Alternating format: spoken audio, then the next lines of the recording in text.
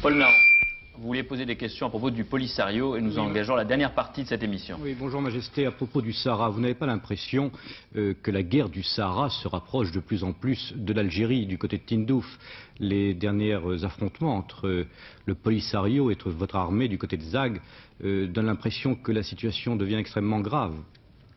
Dites-moi non, j'ai l'impression que vous avez de plus en plus la tripe saharienne. Vous n'aimez poser que des questions sur le Sahara. Bon. Majesté, je vous pose. Mais il est bien renseigné. Non, mais surtout, il est né là, il est né chez nous. Il ne faut pas l'oublier. Ça n'empêche pas d'être objectif. Alors, je voudrais vous tranquilliser. La guerre, effectivement, monte vers le nord parce que, tout simplement, cela prouve que sur le nouveau territoire qui est revenu au Maroc, l'impossibilité pour le Polisario de se déployer ou d'avoir une logistique régulière. Il est donc allé choisir la vallée de l'Ouadra qui constituait l'ancienne frontière entre l'ancien Maroc et le nouveau Maroc.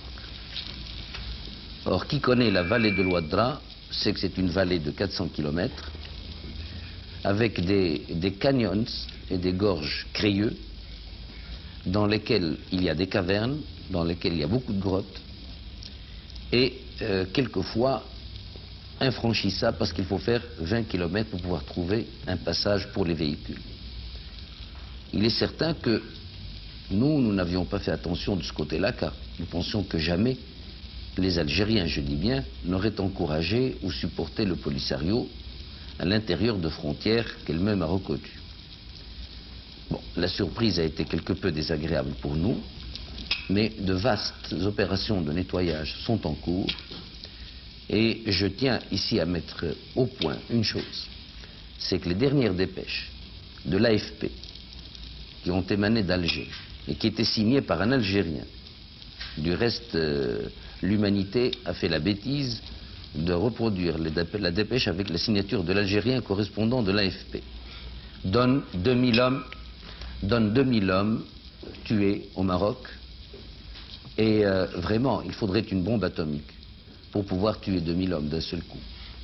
Et d'après les calculs, s'il y a 2000 hommes morts, ça veut dire qu'il y en a 14 000 de blessés, puisqu'il faut 7 blessés à 6 blessés pour un mort. Je puis vous dire une chose, c'est que moi je fais de l'information. Les subversifs font de la propagande.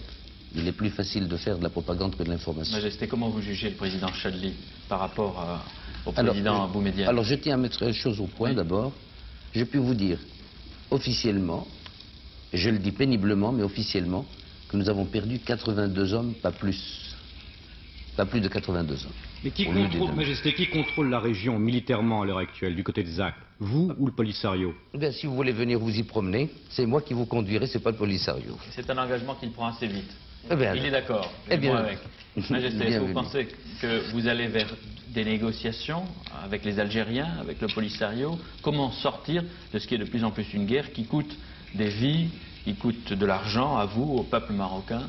Comment en sortir? Il n'y a pas 50 000 façons de sortir d'une guerre, il n'y en a qu'une, c'est d'essayer de la gagner.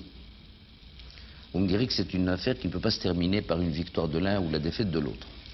Je vous le concède parce que c'est une drôle de guerre, car l'adversaire véritable n'est pas celui que nous combattons.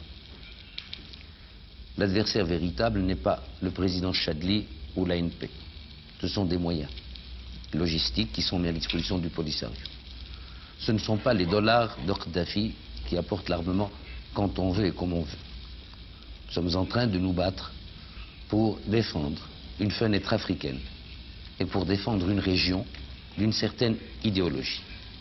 Et il est inimaginable que le Maroc puisse à la fois faire la jonction par le tunnel de Gibraltar entre l'Europe et l'Afrique et à la fois accepter d'être colonisé intellectuellement et politiquement. Nous pouvons être le carrefour, nous ne pouvons être le trait d'union entre l'Orient, l'Occident, le Nord et le Sud que si nous restons marocains, authentiquement marocains, c'est-à-dire libres et aimant vivre en liberté. Voilà la véritable guerre que nous menons. Ça implique une victoire, et s'il n'y a pas de victoire, une longue guerre. Oui. On attend de l'avoir. Oui. Et vous y êtes prêt?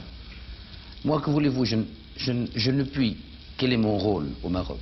Mon rôle constitutionnel et traditionnel et historique, c'est de satisfaire à moindre prix et le plus tôt possible toutes les aspirations de mon peuple. Or, le Sahara, la réunification de la nation, c'est l'aspiration constante de mon peuple. Je ne peux donc pas aller à contre-courant. Mon rôle consiste à la satisfaire au moindre prix et dans les meilleures conditions.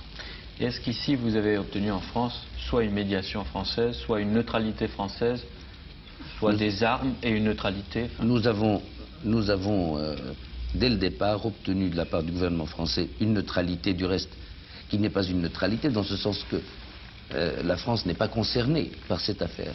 Elle n'a jamais colonisé ni occupé cette partie du Sahara. C'est l'Espagne, par contre, qui est responsable en grande partie de tout le sang qui coule actuellement. Quant aux armes, nous ne sommes pas les seuls à acheter des armes à la France, et la France n'est pas la seule à nous en vendre. Il n'y a aucun procès à faire à des amis qui vendent à tout le monde ce qu'ils peuvent acquérir. Vous voyez beaucoup, Majesté, sur le plan du Proche-Orient, des Palestiniens et même des responsables de l'OLP. Est-ce que vous pensez qu'ils sont prêts à faire le geste ou un geste comme celui de l'arrêt de leur but de guerre et de la reconnaissance de l'État d'Israël? Vous savez, ils n'ont... alors là, je tiens à être très précis à ce point de vue-là.